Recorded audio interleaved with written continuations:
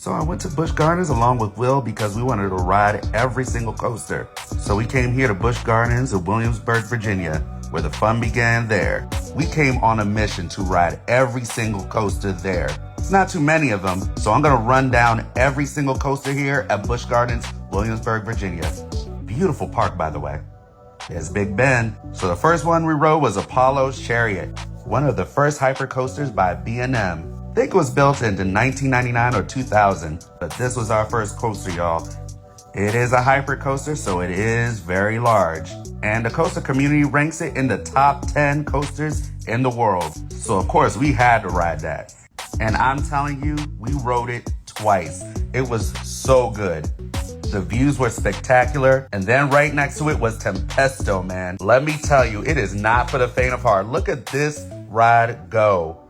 It has so many launches, and look how it goes, man. It is a thrill, man. For me, I barely had my eyes open. Look at that slow turn. That was a killer for me.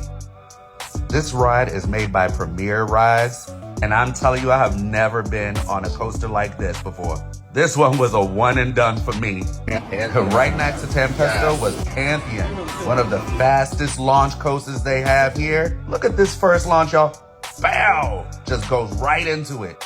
Man, this was an awesome ride. We rode that for like 3 times or twice or something like that. But if you go to that ride, get in the front.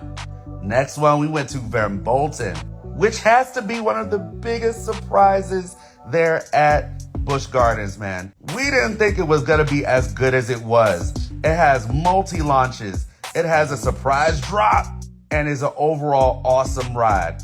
Then we headed over to Griffon, one of the few B&M dive coasters. Look at this right here, look at this drop. I love this coaster. Look at this drop right here. It's gonna hang you over, and then it's gonna drop you. There they go. Ah! We rode that twice, definitely. Man, look at the landscape of this place. This is awesome.